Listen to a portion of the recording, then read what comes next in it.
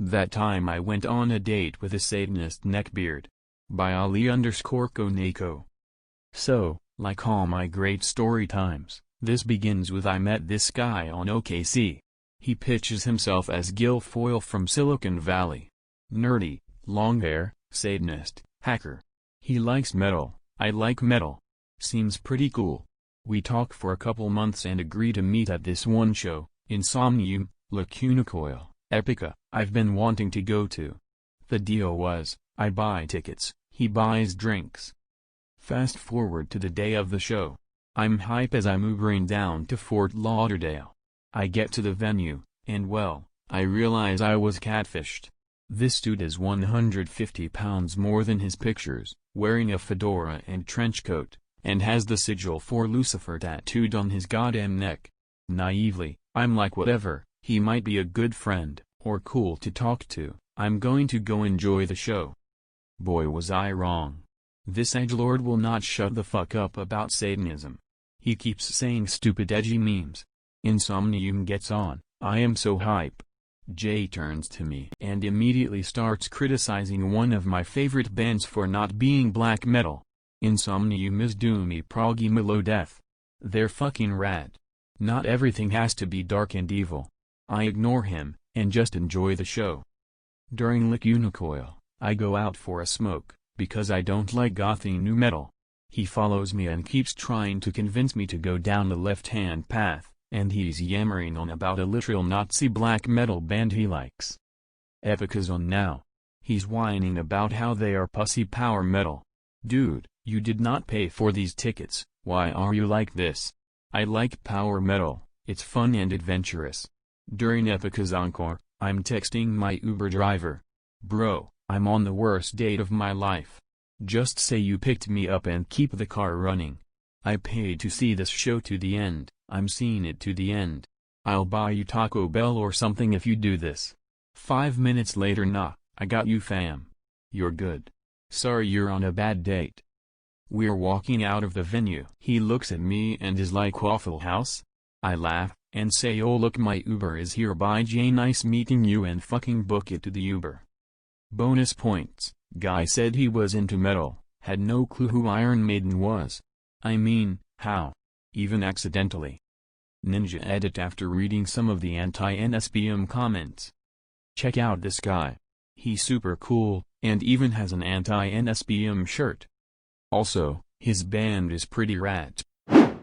My fling with a creepy college Legbeard with a castration fetish NSFL by NBConnoisseur. I had encountered my fair share of neckbeards in the past. There was one, in my high school days, who really stood out, but I got over that. I moved on with life, went to college. Now in college, I finally shed off my shy former self and became more and more of a confident person. First of all, I managed to make some friends who were actually cool and found myself a social circle free of neckbeardism. That helped a lot. Secondly, I started using dating apps like Tinder and dating quite a bit. Though admittedly very awkward at first, I gradually gained more success and eventually became kind of decent at the whole thing. Never became much of a Don Juan, and very far from your stereotypical Chad the incels, bearded or not, like to rave about. But still, I did alright. It was after a couple of months of studying, a few parties here and there and some dates and flings, that I met a girl on Tinder. We'll call her Nadia.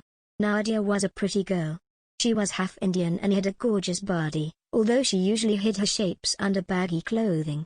Full brown lips, strikingly big brown eyes and thick, curly black hair. There was something off about her, I think, and on some subconscious level I must have noticed that right away. But I was young, dumb, inexperienced and honestly just happy with any girl I could get. So anyway, Nadia and I chatted quite a bit. She almost immediately started getting kinky in chat. Sent me a ton of nudes. Pretty soon we met up for drinks, got together in person a few times. We talked a lot about a lot of things. Politics, religion, popular culture. She was a pretty good conversationalist. She knew a lot about music, movies, literature. And she was very vocal about her personal views. Nadia was a feminist, a radical one at that. Like to the point that she took the scum manifesto at face value and completely seriously wanted to eliminate men. I tried to subtly steer the conversation into different directions as all this made me uncomfortable. "Don't you think men are awful?" she would ask me, completely and utterly serious. Well, I am one. I guess I'm pretty awful?" I would joke. "I don't know, it's just a bit awkward. All this talk about abortion rights, pro-choice, pro-life, whatever." She was a historical revisionist too. She believed Mao was actually a great man, and sadly, not a woman, and believed the world needed a communist revolution. Only it should be one led by women. Religion, she said, was outdated. People who still believed in those stupid little fairy tales in the year 2018, according to her, were too stupid to breed and should be sterilized. Forcibly. Yikes. Nadia believed Mattress Girl was a feminist icon. She was very vocal about how you should always, believe the victim, and how women never lied. She was Me Too before Me Too was even a thing. If she had been with me years later she may have tried to get me a damn tattoo of it. But yeah, she was hot, and she was in the mood all the time. And by all the time, I mean all the time. We hung out a few times. Drank a few times. But as soon as we started hanging out in her place and in mine, she would get naked. She loved being naked. She was a bit of a nudist. I didn't mind. I mean, picture this girl, wide hips, flat and toned stomach, legs and thighs for days and perky breasts with Hershey's kisses like eraser nipples. She was, at least physically, a goddess. And she wanted to be referred to as goddess. Which was kinda creepy to me, but also kinda freaky. Lol, so I went along with it. At first things were cool. We'd just talk, watch movies, discuss politics or whatever, while drinking wine. She was major stoner and got me into marijuana. We'd end the evening having crazy drunk or stoned sex. We were like a couple of Duracell bunnies. Okay, cool so far, right? I didn't mind her weird quirks so much. Her extreme views. The fact that she identified as genderqueer, was a pansexual and would like to have an open relationship. I mean, it was a fling, after all. I didn't have to love or marry this girl or anything. But she did talk about marriage, quite a lot. She even named our future babies at some point. Like she was super modern, but also weirdly conservative in some ways? I don't know. I just shrugged it off at the time. But she got creepier and creepier. First of all, she became rougher with me physically. She would playfully slap me, and I wasn't really into that, but she would insist. After a while she got more extreme in the bedroom. And around the same time she started saying things like how all rapists should be castrated. I mean, so they could never re-offend, she said. Sure, I agreed, better safe than sorry. Maybe not just all rapists, she wondered, maybe all men or boys. You guys are so impulsive, you have so little self-control. It's all because of these little testosterone factories. With that she grabbed my balls, squeezed them a little with a weird smirk on her face. I gulped. I gently moved her hands away. I got a bit creeped out. And by a bit, I mean a lot. Such nice, heavy, plump balls you have, Nadia softly cooed, but you would look much better when we have that smoothed out, don't you think? Hell to the fucking no, I said, firmly, and that was that. Things carried on a while longer. She wanted me to slap and strangle her, which I wasn't into at all. So, she didn't insist. She tried to incorporate weird things in the bedroom. She had an actual castration fetish and was into CBT, cockball torture, but I didn't want it. One night after we had been drinking particularly heavy, I got very lightheaded. This was 3 bottles of wine in, but I felt much more weak than usual. I got a bit suspicious. Did she put something in the wine? Fucking hell. But I passed out. And I woke up to a very sharp pain in my groin. I looked down and I saw I was naked on the bed, on my back. My arms were tied to the bedpost. So were my feet. She had a shoelace tied around the base of my ballsack and she was holding a very sharp knife, like a surgical scalpel. She was running the tip of it across my vulnerable and exposed flesh. I was in absolute terror. What the fuck, Nadia? I tried to move my arms and legs. Thankfully, she wasn't exactly a former Girl Scout. Her rope tying skills were absolute shit, and I pretty easily got free. I was livid. And terrified. And a whole lot of other things I cannot even begin to describe. I was just playing, Nadia said, making a pouty mouth. Get the fuck out of my apartment. I screamed at her. And I didn't even give her time to pick her stuff. I just stood up from the bed butt naked and shoved her barely dressed self out the door and into the hallway. Seconds later I threw her shit out after her. To this day I still don't know what would have happened if I hadn't woken up on time. I strongly suspect she roofied me because I was way too passed out for it to have only been alcohol. It's pretty terrifying. I've known my share of neckbeards. I've even feared that I was one, at times. But it's the memory of Nadia the Legbeard who haunts me to this day. Someone suggested I post this story here. Neckbeard gives my friend a Clone-A-Willy of his dick for a birthday/housewarming gift by drunkie_crowit. Okay. So the character list. Sarah, just turned 21, smart, going to college, nice girl who has only ever been with one guy, her high school sweetheart, BF. BF, 22, loves Sarah and just surprised her by asking her to move in with him. Creep, I've never seen this guy before in my life, but from what I understand he took some classes with Sarah at college. Gave me the Wiggins. Showed up in a t-shirt with some meme on it and cargo shorts. This was supposed to be a sorta nice cocktail/dinner/housewarming party to be followed with a small bonfire in the fire pit with s'mores and stuff. We are all drinking and eating and having a good time. Then someone says presents. So Sarah sits next to BF and begins opening her gifts. Some housewarm stuff, some art supplies, some gift cards, some fancy liquor and wine. I think I got her an Amazon gift card and an ink and watercolor portrait of her cat for her to hang up that year. Then Sarah grabs a box and reads the card, which said something like, "So you think of me as much as I think of you, tongue, happy birthday, love." Creep. She opens the box and everyone that can see into the box goes silent. BF reaches into the box and pulls out a dildo with a picture proving it was a replica of Creep's dick. He turns to Creep and yells, "What the fuck," and all that. Sarah is mortified. Creep realizes BF is about to kick his ass, so he quickly departs. We try to calm down Sarah and tell her she has no reason to be embarrassed. Creep should be. We try to keep the night going as planned, but right as the night is winding down, after we all got good and drunk and filled our bellies with s'mores, BF walks to the fire pit, tosses something in it, and we all smell burning plastic. The next morning, I crashed there. I went out for a cig and saw the melted remains of Creep's dick clone in the fire pit.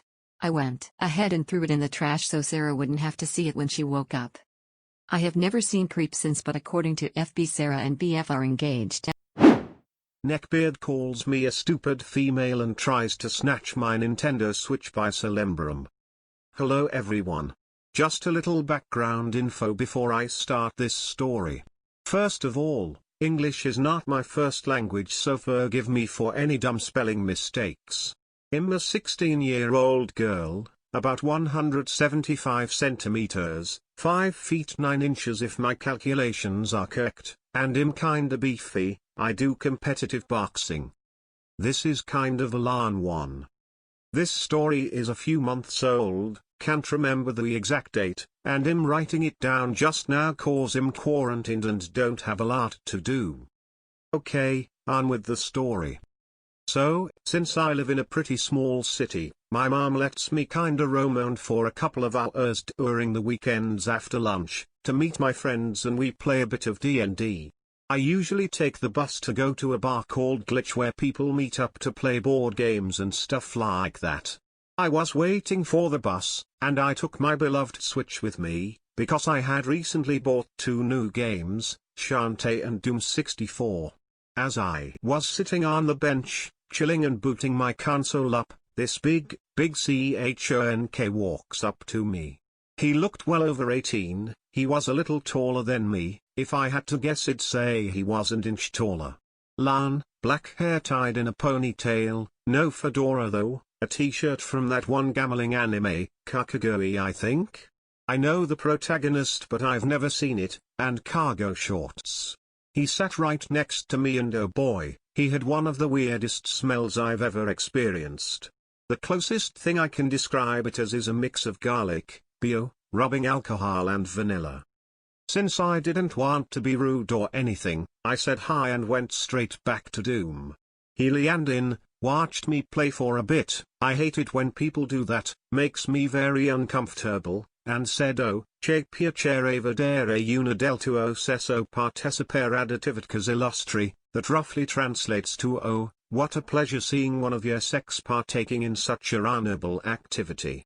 Again, didn't want to be rude so I just replied grazie, ma sto riuscendo a malapena a finire il tutorial lol, thanks, but I was barely able to finish the tutorial lol. What happened next was pretty unexpected. He looked me straight in the eyes and said oh ragazza, non mi aspetto che tu sia brava. La stupid non sono capace a capire lo spirito del gioco. Permetti ad un cavaliere come di portare a termine si che hai cominciato, oh lady, I don't expect you to be good or anything. Stupid females like you aren't capable of understanding the spirit of such games. Allow a knight like me to finish what you have started, and then he tried to grab my wrist to snatch my switch. At that point I was extremely uncomfortable, so I freed myself from his greasy touch, packed my switch and ran off towards my house. I do recognize it was not a very pro-gamer move, but to my defense he wasn't very fast. I got home safe, he didn't follow me cause I ran like a maniac. That day I opted for staying at home. I told my friends I had a creepy encounter and they understood. To this day, I've never seen this guy again. I'm perfectly okay with that though. It was an interesting experience for sure, and I hope it's the last neckbeard encounter I ever have. Thanks for your attention and stay at home my dudes and dudettes. Peace. A miner and a neckbeard walk into a bookstore at 10 p.m. by Suliel. After finding this subreddit, I am elated to finally have somewhere to vent about my many creepy male encounters. I'm a pretty huge geek, shy, was deeply into anime, and am a small, petite half-Asian, and a chronically ill damsel to boot, so am pretty much prime neckbeard and nice guy bait. A few nights ago I and my dad, am underage and can't drive alone yet, plus we're really close, decided to go on a late-night shopping trip. Me for art supplies and some Japanese snacks from Daiso, they remind me of trips home, and him for a new D&D manual. So we get our art supplies and Daiso snacks and head to the bookstore. Walking in, I spot this overweight, wider than he is tall, scruffy neck-bearded man wandering the store. Let's call him Bookbeard. Bookbeard was 400-odd pounds, ginger, and both his hair and beard were the same, close-shaved length. He watched me attentively as I walked in, but, considering I have the fashion sense of a half-blind, Asian, 2000s Disney movie goth, I wasn't really perturbed. People stare, a lot. I'm not really surprised to see someone like him, because you've got to be some kind of weird to spend a late Saturday night at a bookstore, and just hope to God he's just your average, sensible geek as I proceed to goof off with my dad. The store is almost empty so we joke loudly about your standard geeky subjects, Star Trek, Star Wars, D&D, Lord of the Rings, etc. At this point I forget about the possible neckbearded scene before because we were having so much fun, so I proceeded to make some very loud jokes about some raunchy manga they had on shelf, and my dad jokingly told me to cut it out or he'd have to tell my mom. We then separated because he wanted to look at some military history books and I was still busy poking fun at the scantily dressed heroines on the comic and manga covers.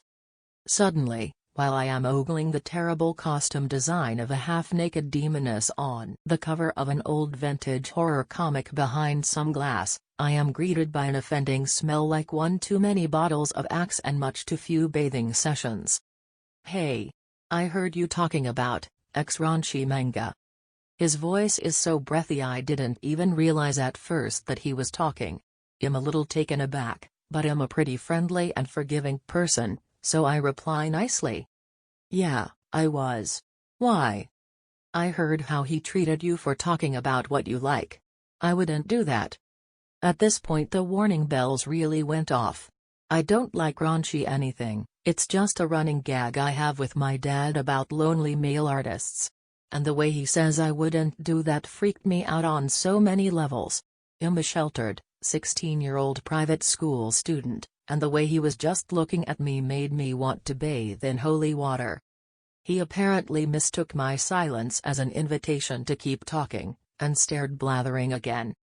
You know, I just don't know why all you cute Asian girls go after such old, cruel men. I would treat you like the Oriental princess you are. At this point I am screaming in my head. Not only is he hitting on a minor, he thinks I'm fucking my dad. Unfortunately this happens a lot more than I'd like. My dad is white, and I look more like my Asian mom, so I laugh awkwardly and correct him. Has my dad. He scoffs and sighs. Oh. You're into that. You know, just money isn't everything. I would pay for everything you wanted and let you explore what you enjoy. The way he said explore and enjoy made me want to spend the rest of my life in a Goram monastery. Holy shit, he was so fucking creepy. Not to mention he was totally missing the point. No, I mean has my actual dad. He looked downright disgusted and offended, as if I'd somehow betrayed him with my behavior. You talk to your father like that? I thought you Asian women were more conservative. I groan internally. Yeah. Me and my dad have some weird, dark jokes, but it's usually because we have a great time embarrassing each other in public and we're chill. I hadn't even said anything overtly sexual, it just joked about how big the cover girl's tits were, something dumb and flippant like man check out those honkers. I guess this time it came back to bite me in the ass for taking the joke too far. Looking back, I hadn't even said the name of the manga when I picked it up to joke about it, so he had to have been watching us while I said it. Thankfully at this point my dad's fatherly instincts kick in and he jumps between us, a surprising feat considering I was backed against a bookcase and Bookbeard was gradually closing the space between us, and shoved a BTS photo book of the Hobbit saga into my hands. Hey Suliel. Check this out, it's on sale. Now my dad is a veteran and ex-pro boxer, almost 6 foot, and broad as a boar, and has smiling the fatherly smile of death at poor 5-ish foot Bookbeard, who suddenly seems much more afraid than offended as my dad borderline body checks him away from me. Why don't we just get this one book? My dad stated loudly, making a point of intentionally shouldering past Bookbeard as he guides me to the tills. Bookbeard looks absolutely bewildered at this point as his fatty body bounces off my dad's much more solid frame and proceeds to stare at us silently with unbridled rage and annoyance as we check out and leave. Thus concludes this weekend's creep encounter. Stay safe y'all. Use the buddy system when you're out late. Even if it's your aged but vivaciously defensive veteran father smile. Creepy ass man Neckbeard I dated for 2 months by TattooedKewpieBaby. On mobile, this may be a little rambly. When I was about 19 or 20, I had joined a dating site. Met someone on there, let's call him D. He messaged me first asking about my interests. We met up for coffee eventually. At first, he genuinely just seemed like a down-to-earth geeky guy, who seemed sweet at first. He did meet the physical criteria. Thinning hair, patchy beard, complained about his weight even though he made no effort to change it. Not into anime but video games and tabletop RPGs. Played Second Life and always bragged about the girl that played with him on there. I flirt with her all the time, haha. I will point out too that I was still in this naive age where I thought you were obligated to give a guy a chance just because he compliments you. I had also been single for a while. So as this thing progressed with D, he immediately referred to me as his girlfriend, so I just took this as a sign that he was super into me. Introduced me to his friends and interests right away. There was something weird about his compliments though, which I have noticed with a lot of neckbeards. When I say weird, I mean very obviously fetishized. I look a little more alternative as much as this term annoys me. But he would say things like you are my little freaky girl. I feel like this made him assume that I was into a lot of freaky/kinky stuff because after the first time we kissed, He immediately started asking me about all these sexual acts he wanted to try and if I did them. He flat out asked me, really giddily, if I did anal. This had to be our third date. So when it came down to getting intimate, he admitted that he was a virgin. I wasn't, but I thought to myself that maybe it could be fun, I could initiate some of the action. Oh boy was I wrong. He would immediately complain about condoms, insisting that he couldn't orgasm with one on. Like how the hell would you know that? You've never had sex. He made jokes all the time about porn has ruined me, haha. My friends have totally turned me off of condoms. Like that just makes me feel terrific, but I'm the only thing in the world that doesn't turn you on. He was just the definition of someone whose entire view of women and sex came from porn. I tried to be understanding and help him along the way, but I was getting frustrated. He was so desensitized to actual sex it just wasn't funny. Other cringy things he said/did. Had such a narrowed and weird obsession with asses. Always had to excitedly exclaim I love butts if the subject came up. Never fucking let up about the anal thing, even though I said I didn't want to. I'm not against the act by any means, it just wasn't my thing personally. Plus I especially don't want to do it if I'm being pressured. I'm a visibly tattooed woman. One day he made this stupid joke about how haha my buddy shared this post that said why do women not like anal but have piercings and tattoos? Like first of all that's a stupid comparison. Second of all that totally wasn't a jab at me because I have tattoos, ugh. The look on my face must have said it all. I'm a sex-positive person, so I mentioned something about porn one day. He saw this as an opportunity to show me some video about this woman that got picked up by this male actor that forced her into a Nelson position to have anal sex with her. This was after she screamed that she didn't want it. Like wow, I know they're actors, but that's basically depicting violence. He thought it was funny. My name is Chloe. His nickname for me was Clobutt. Like that's not even clever. Usually when you think of a nickname for someone there's some sort of inside joke or pun that goes with it. That's just smashing two words together. It annoyed me so much but he kept saying it. See what I mean about the unhealthy obsession with ass? The real kicker in all of this. He dumped me. His reason was that you spend way too much time with your family. Well at the time I still lived at home, and I'm an only child. It just works that way, sorry? I think he was just trying to get laid, honestly. We did have one brief sexual encounter. He ended it shortly after. That's the end of my long rant, sorry about the length but I hope you guys found it entertaining. Have a good day and stay safe. From a once young and stupid girl with a butt. The first shift with CasinoBeard. Pray for me by _typhoid_Mary. Part 2 of CasinoBeard saga. I didn't expect quite the reaction from my first tale of CasinoBeard. Our greasy, fat antagonist. I'm writing this on the notes of my phone while on an airplane and copying and pasting, so, a warning for any grammatical mistakes. Our characters are me, 18-year-old girl. First time working a proper night shift. I have some dorky tattoos, look like a punk, and am not afraid to speak my mind. CasinoBeard, CB for short. 30-something, tall, fat greaseball of a human with no regard for boundaries. Can't believe a girl likes video games and also doesn't want him to touch her. Lamau what? Chad, 20-something tall as heck Chad looking dude. Is aware of CB's antics, and is slowly becoming my work husband. Mr. Rogers, my shift supervisor. A 50-something jaded as fuck war veteran with a soft spot for me, not in a creepy way. Again sweet as all heck, and very Mr. Rogers type. He will be my savior in many CB attacks. So, back where we left off, I'll recap part 1 very briefly. CB tried very hard to befriend the only lady on the security team, me, and in doing so violated my personal space issues while trying to look at my dorky wrist tattoos, a Pokeball and the Super Mario mushrooms, and Chad has inadvertently become my protector and also my work trainer. So after my event with CB at the clock and kiosk, I was just waiting with Chad for instructions from my new shift supervisor. Mr. Rogers. The sweetest man I've ever met. He could obviously tell that I hadn't had a good time with CB. Luckily for me when I turned around to look at CB, he was fumbling with his employee card to clock in. So, relatively far away from me.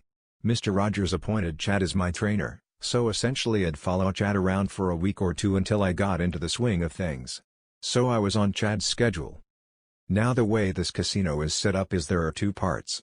The fire and ice sides. The fire side is mostly a big circle of gambling machines and tables with a few restaurants on the outer rings and a small concert area in the center. The ice side is a long shopping strip with a similar gambling circle at the end, along with the poker rooms. Both sides have their own hotels. I'm changing the names of the casinos, but if you know what casino I'm talking about, yeah, it's that one. CB still works 12 p.m. to 8 a.m. there. I looked at the schedule and Chad was on the fire side, and was posted at podiums for most of the night. I checked out CB's shift and he was on the ice side doing patrol. You just walk around and bring poker chips to and from gambling table games. This meant I wouldn't be seeing him, at least while I was on the floor. At least that's what it was supposed to mean. We took roll call and I was briefly introduced to the rest of the team. It was all men of varying ages and ethnicities and one small, old Chinese lady. She was standing next to CB and looked visibly disturbed. Perhaps by his odor. Perhaps by who he is as a person. Probably both. It was time to break and Chad walked me down a corridor that opened up to the fire casino, and we walked to the post to go get our radios, glorified walkie-talkies. It smelled like cigarettes and depression out on the floor. I personally love the smell. It reminds me of my grandpa, who lived in Las Vegas. Lol. Cigarettes and sadness should be a candle scent. He walked me up a flight of stairs near some bakery and we walked over to the hotel on the fire side. We stood at the podium and checked people's hotel keys before letting them up to their rooms. It's standard in a lot of casinos. It was pretty quiet the first 2 hours. We stay at posts in 3-hour rotations, and get a 30 to 45-minute break after each rotation. Not bad in my opinion. We were about a half hour away from going on break. I was leaning on the podium, half asleep. The smell of cigarettes and the general casino vibe was calming me down too much. I was dangerously calm. But then. I smelled it. The warning before the storm. God damn it. Chad sighed. You're on ice tonight. What do you want? It was him. CB. I swear I could hear him sloshing in his shoes. He was sprinkled in sweat. His pit stains were about as dark as my soul and his forehead was shining brighter than my future. Just wanted to be sure you're training were right, he smiled. God, that was the first time I looked at his teeth. I really wish I hadn't. Now, I had braces for damn near 7 years so my teeth weren't anything to talk about before. But his holy shit. You know when people don't ever brush their teeth so plaque has just started festering between their teeth and gums? Yeah, that was him. The tips of his teeth were dotted black. The enamel had eroded completely. I almost threw up in my mouth. I'm the person who uses several toothpastes BC. I'm scared of my mouth bacteria becoming resistant to any one toothpaste, so you can imagine how fucking sick his teeth made me. We're perfectly fine, you can go, Chad insisted, gesturing for him to turn back around. It's 2 a.m. Nothing is happening, and I don't trust your abilities to train the lady. Good lord, does this also count as a white knight story? I'm perfectly fine, he has plenty of time to teach me the other stuff, I said flatly. I was hoping the more angry and uninterested I sounded, he would be able to take the hint. Nope, he just walked closer and rested against the opposite side of the podium from me. I guess me saying no go away was misconstrued as no, but convinced me otherwise. I stepped back and just leaned against the wall. I don't know what he was trying to do, but he had his hands clasped together, and was breathing heavily. Now the casino isn't that big so, he really shouldn't be out of breath. Especially if this is his job. Then his breath. Oh god, his breath. It smelled exactly like getting the wires changed in your braces. Or someone who hadn't flossed in a while.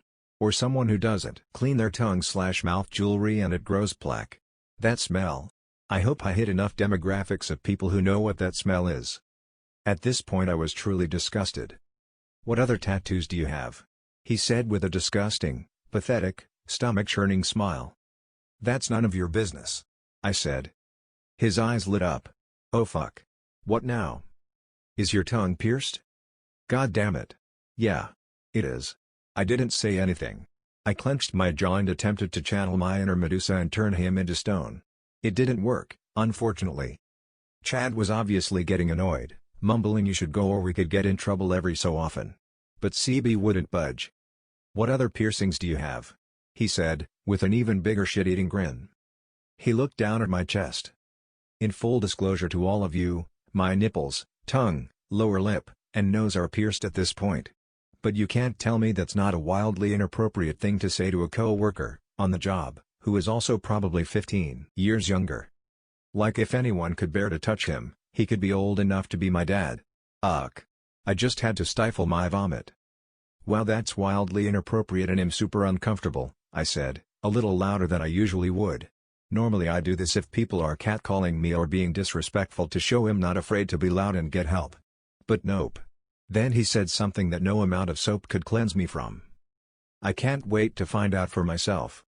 Chad reached for his radio and immediately said something along the lines of CB is off post and harassing new recruit. I'm not sure exactly what he said. After what CB said, all I could hear for the next hour was ringing in my ears. I swear I popped a blood vessel or something. Mr. Rogers said something over the radio I couldn't quite make out. CB's face went dead and he loudly stormed off. I'm still not sure exactly what happened. I think he ended up in Mr. Rogers' office or something. CB got a point or something because he was out of his patrol area. That was thankfully the last I saw of him that night. He wasn't in the break room, I didn't hear his voice on the radio, different radios for different sides of the casino, and the rest of my first shift went well. I was exhausted by the end of the day, but my blinding rage kept me awake enough to drive home and complain to my mom and Twitter. That completes the first shift with CasinoBeard. If you all wanna hear more, let me know. Smile. Edit, Part 2 and Grammar. Neckbeard wants me to be his personal loli by AmariKrystal. This isn't super long or eventful, but I felt like sharing. There's this kid at my school who passes all of the requirements of being a neckbeard, aside from the actual beard. He was big, nerdy, and made people uncomfortable. I first met him in my sophomore year when he would sometimes stop by my second period to talk to the teacher. Nothing happened that year, but I got bad vibes from him. He was a favorite of one of the worst teachers at my school and would also stop by her class frequently between periods. On to the actual story. Neckbeard McGee. Let's do this. So on this particular Valentine's Day in my junior year, there was an assembly about opportunities for off-campus college classes. I mentioned that it was Valentine's Day because I had decided to dress for the occasion in a full suite Lolita-Go-Ord. After the assembly finished, I stayed behind with a friend who wanted to look at some of the booths set up for the classes. Well, N happened to be the one manning the booth my friend was interested in. I had no interest in the class, but N looked me up and down and said something along the lines of, you know, if you joined, you'd be the only girl in the class, in a really creepy way while licking his lips. I politely declined and went back to class, but I started to notice him in more places that I frequented around school. It was starting to freak me out. Eventually, he began stopping me on my way to class in order to talk about video games or anime because he'd seen me wearing shirts with characters from different series on them. It was kind of hard to dodge him because he's so big. He would often mention how cute I look in my Lolita dresses and says that I should wear them more because I look like a character from one of his favorite shows. He mainly watches hentai, and said that I look like a kawaii loli maid, and that he wishes that I would wear the same dresses but shorter, just for him.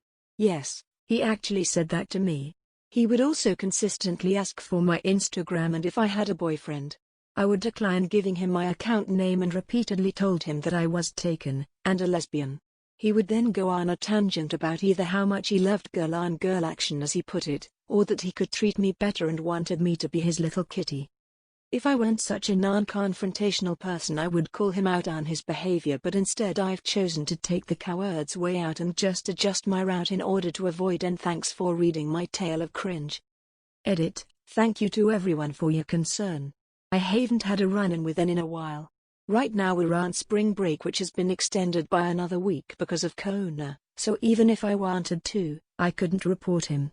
Nothing aside from verbal confrontations happened, so I have no proof as well.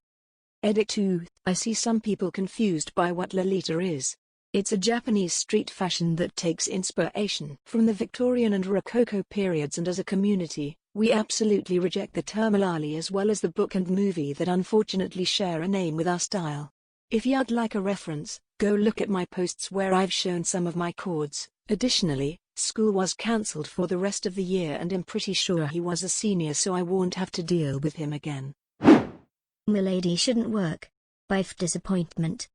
Hi everyone, first time poster here. For context to this story, I work as a teacher's assistant at a kindergarten for one of my mother's friends. I'm 5 feet 2 inches and visibly 16, but that isn't quite central to this story. Last week I was working with the summer school program my school does, mostly grading coloring sheets and organizing lessons while my boss taught the kids.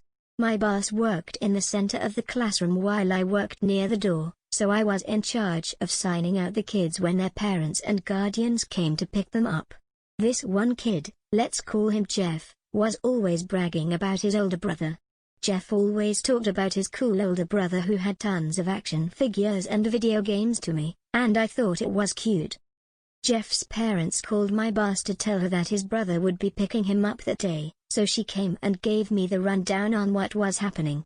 To avoid people who aren't the parents or authorized people picking the child up, we have a special word each parent gives us, like a password that anyone who isn't them has to tell us. She reminds me of Jeff's word, pineapple, and walks off to start the day, and I start tracing out materials for the next activity and doing my various chores for the day. Towards the end of the day, while taking out the trash, I see a guy hanging out in the parking lot in an old beat-up Jeep.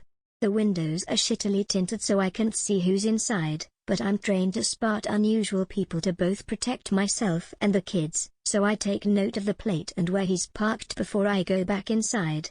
When the day ends, Jeff is boosting off the walls, excited for his older brother to come. Enter the older brother. The door opens and in lumbers the most Neckbeard-esque man I have ever seen in my life. Lumbers his way through. He had a full-on scraggly neckbeard that disturbingly resembled pubes, a fedora, khaki shorts, and I shit you not, a My Little Pony shirt. I freeze up and my boss and I make eye contact. She distracts the kids while I put on my best I'm totally a professional face, and this specimen of a man waddles up to me.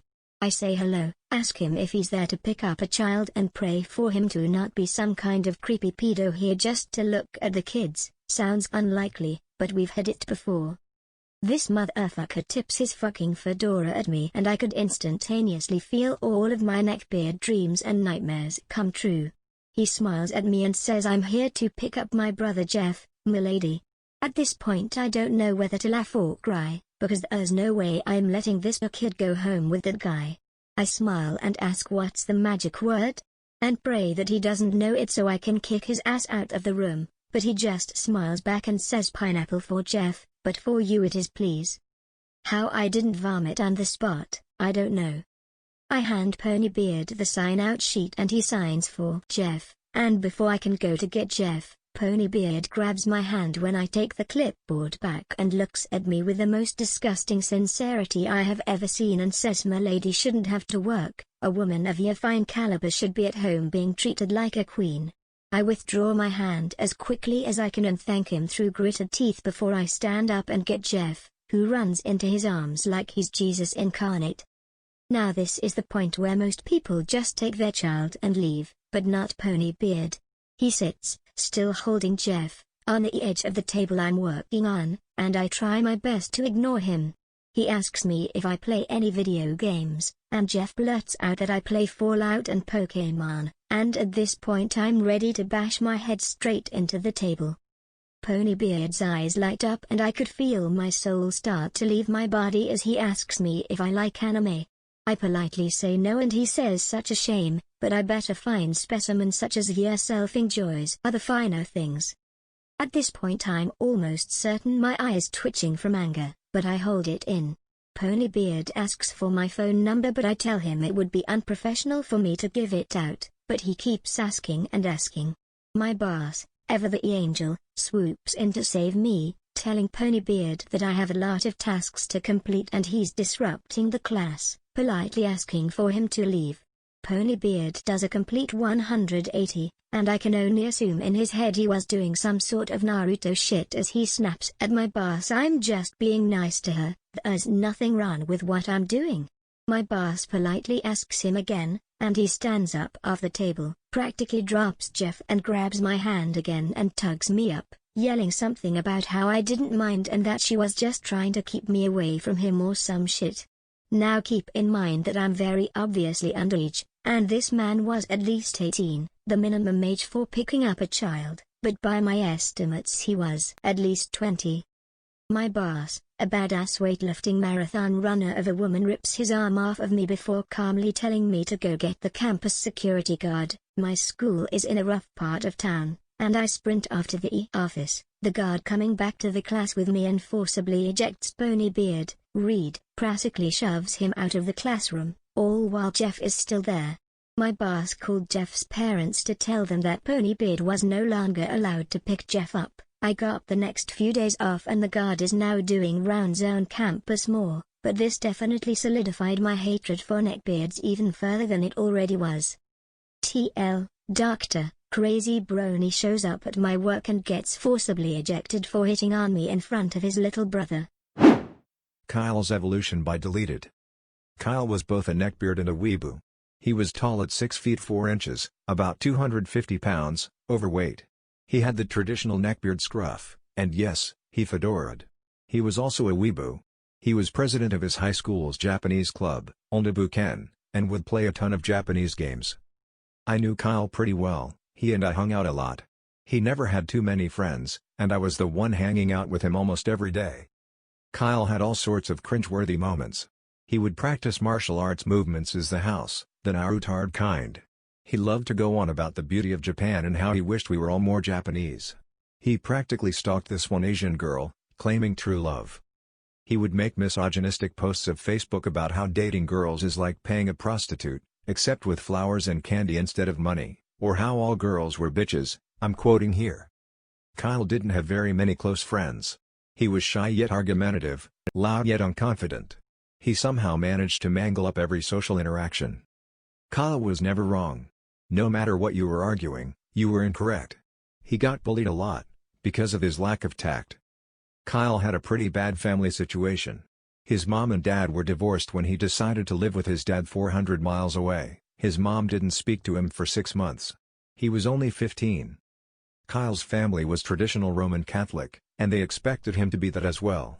He tried very hard, but was atheist to the core. I learned from him, much later on, that he almost committed suicide many times because of this. He felt alone, unaccepted by his family and peers. There were very few people close to him, me being one of them. Kyle did eventually get better. He learned how to dress and treat women correctly. He made friends. He became a cameraman in LA. He isn't a weeb anymore, and a lot of people say he should be a male model. He has a nice girlfriend, friends, and takes showers daily. His beard even looks well groomed now. I never doubted this would happen, of course. I knew Kyle would be successful. Why, you ask? Because he really did care about people, he just didn't know how to show it.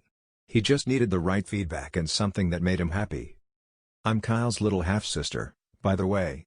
When I moved with his dad and my mom 400 miles away, he came with us because he wanted to make sure I was okay living in a new place. He has always been very protective of me.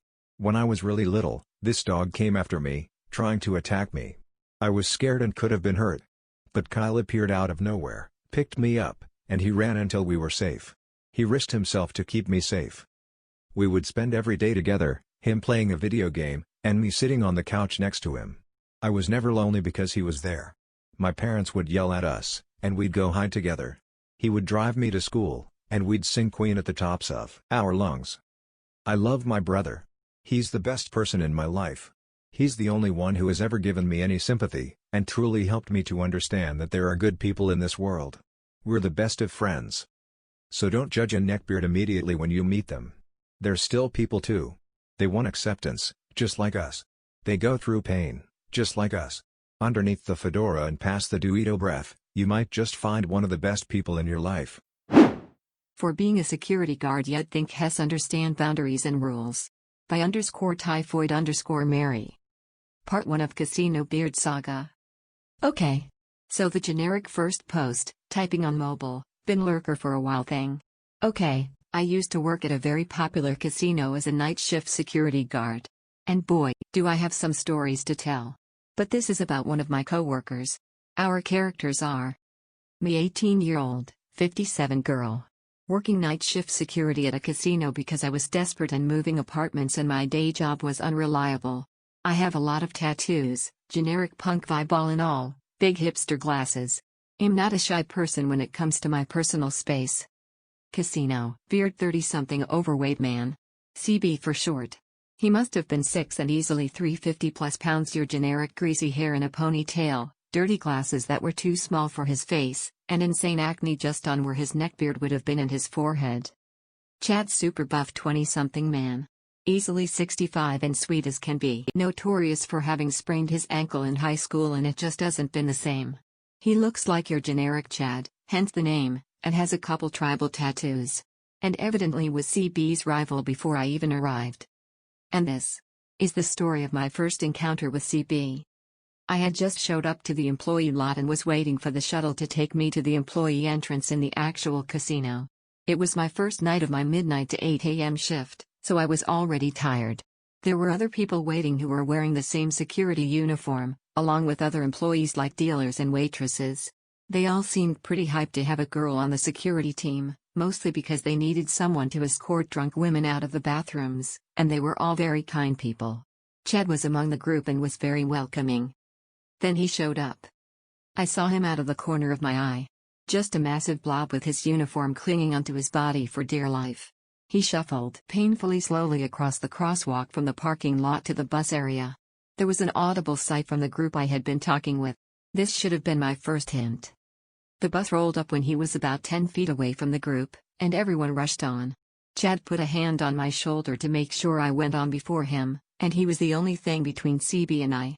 Looking back on it, this was Chad's way of preventing CB from looking at my ass smiles. I was rushed to the very back of the bus and ended up standing with a few other of my new coworkers. Some were sitting down and that was okay with me. I think the standing was the only thing keeping me awake at this point. And that's when it all started. "Gentlemen, could one of you please stand up for the lady?" That voice. It sounded like Peter Griffin from Family Guy but with something lodged in his throat. Almost spongy sounding. If you squeezed water out of a sponge and it could make a human voice, it would sound like that. Like he was almost drowning. A lady shouldn't have to stand up on the back of the bus. I turned my head and saw him. Lord CasinoBeard. He was maybe 6 inches away from me. I don't know how I didn't feel the bus shake as he edged his way closer to me. His wireframe glasses looked like they were fogging up. But mine hadn't. It wasn't even humid or anything. God, that's just how dirty his lenses are. I'm a psycho when it comes to my glasses lenses and am very picky about having them touched.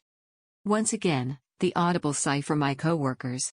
Chad was sitting down, which I get now because of his bad ankle. But CB's eyes were burning holes into Chad. I mumbled/yawned, "It's fine. I want to stand up anyways." The bus had lurched forwards just as CB was about to say something, but his inglorious gut slammed right into me. I stumbled backwards and caught myself on the railing on the side of the wall. CB never apologized. He didn't step away. But then, that's when it hit me. The smell. How iconic. A mix of BO and Axe deodorant. Reminded me of middle school. But the intensity of it damn near knocked me out. "Hey Matt, can you move back a little bit?" I said, not trying in any way to hide the irritation in my voice. He scooted back a little bit, but by this time we were already at the main building. This jerk decided to block everyone from getting off and try and insist that I slide between him and the other seats to get off of the bus. I mean, really? Is now the time to be holding doors? We all just want to get to our posts. I motioned with my head for him to just move. That coupled with my notorious resting bitch face got him to just move himself right along. I'm still surprised he didn't get stuck getting off the bus. I got off with Chad closely behind me, and CB was waiting right next to the door. I just ignored him. I didn't want to get involved. I go on the internet, I know how these Neckbeard stories go. As Chad and I were walking to the security post, easily like 1/4 mile inside the building, we were just talking. He had a tattoo on his neck, so, being polite and a tattoo enthusiast myself, I say, "Nice ink, man. What does it mean?" Tattoos are so normie. CB. What word did he even come from? Was he following us? For being the human embodiment of Jabba the Hutt, Hess awfully quiet on his feet. Or maybe I was too drained to hear him. Chad snapped around and just said, "What's your problem, man? I don't want you scaring off the only lady on the team with your prison tattoos." I turned around to see the fucking grin that was carved into his face. His smile lines were so deeply cut I can only imagine his resting face as a permanent snicker of entitlement. He isn't scaring me off, dude, I mumbled. I happen to like tattoos. I have a few. Oh no. I made a massive mistake here. Red alert, I should have quit and just went home to play Skyrim and be poor. God damn it. Oh really? Of what? CB's smug little face started turning red. Now. You see. I have a childhood deeply entrenched in abuse and video games. Escape the abuse by playing video games. Now that being said, I hate being touched. This should be noted. I hate being touched without consent. I'm sure a lot of you feel that way. And because video games hold such a special place in my heart, I had a Pokeball, and the red and green mushrooms from the Super Mario games on my left wrist. I've since added Peach's crown and a few other nerd things. We stopped on the side of the hallway to let other people pass us so they could get to their jobs, but CB's size made that a little hard. Regardless, I pulled up my left sleeve ever so slightly, showing the easily identifiable Pokeball, and then, I saw his arm move. Like, not the wow that's so cool. Can I touch it? Kind of movement that I usually get. Nope. It was very reminiscent of times I've had people grab me out of nowhere. I instinctively lurched back and put my arm down. But the damage had been done. His fingers brushed against my sleeve and closed in the air. I can already tell this dude doesn't respect boundaries. Right as I was about to start walking, I looked up at his face. It was beaming. And I shit you not, it was like meeting one of the people who I play online games with in real life. Wow, I didn't know a girl like you would be into video games. And that did it. The rest of the walk it was Pokemon this, Pokemon that. What's your favorite Pokemon?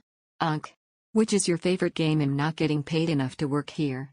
The new games are bullshit, right? Yeah sure buddy. Chad looked about ready to kill himself. As soon as we got to the security area, Chad put his hand on my back and guided me over to the kiosk where we check in and was super nice and helpful, teaching me how to do it. You know, I could have showed her, CB mumbled. Again, merely inches away from he. How can I not hear his footsteps? I was at my wit's end. Well, I wanted Chad to help me, I said firmly. My mom is a preschool teacher, so she taught me a lot of helpful hints in dealing with underdeveloped minds. Like standing your ground. God, I almost started crying when this part happened. There's no abuse. So no need for a trigger warning. But this fucking big massive sweaty guy put his wet little sausage fingers on me and pulled up my sleeve. Fucking. I could feel the heat radiating off of his fucking ogre hands. His gross, chewed up fingernails grazed the skin on the tops of my hand. It felt like the sound of nails on a chalkboard. Just before he could make a comment on the rest of my mini nerd sleeve, I had already ripped my arm away. Wow, those are so cool. Especially on a girl. CB was fucking glowing. I was petrified and backed up towards Chad. I guess CB took this as a personal offense. Chad doesn't even know anything about that stuff. CB had gotten a bit louder. I was done. Do not touch me ever again, I was basically hissing at this point. I walked away towards another kiosk. Chad followed suit.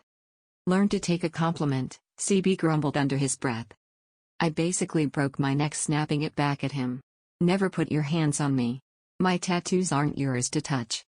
At the time I was just totally pissed off and exhausted, but in hindsight, it didn't do much to faze him. It just started the cycle of me saying no, and him taking that as change my mind. And that was the first 20 minutes of my relationship with this man. I have plenty of other stories, including the one where he was my reason for quitting. If anyone wants to hear, let me know. It gets way more cringy as the first night went on. Note, I was okay with Chad's physical contact because it was over my clothes and very light as opposed to CB's grubby fingers touching me. Edit, Part 1 and Grammar. Guys like you are the reason guys like me can't get laid by deleted. Okay, so just for reference, I used to post here under my old profile, but I've since begun using this one. I searched for my old stories but they were deleted along with my profile. Let's do this. This was several years ago, the winter of 2013 I believe. Anyway, I was working at a retail outlet that is known for their toys and Jeff mascot. I had a co-worker we'll call Jay. Jay was slim, with acne, greasy hair, dental care, and just all around weird. No literal neckbeard, but internally, he was. One day, my boss calls Jay and myself over to introduce us to Jenna, not her name, a new hire. Jenna was petite, feminine, and conventionally attractive. She was also very bubbly and friendly.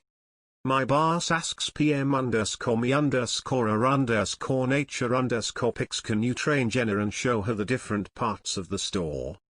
Sure, I reply. Wait, why does he get to? I want to. Let me train her. My boss ignores his pleas and I go off with Jenna to train/show her the store. Later that week I had been fairly social with Jenna during her training period, so we had exchanged contact info. Of course Jay asked me if I had nailed her yet. I told him, in no uncertain terms, that using that kind of language was beyond inappropriate. He then says, and I quote, "Give me her phone number." I told him to piss off and that I wasn't about to violate someone's privacy and trust. He goes, "Fuck you. Guys like you are the reason guys like me can't get laid." I burst out laughing and walked away. The next day I walk into work and my boss is ripping the freshest and newest asshole one could possibly acquire through words alone.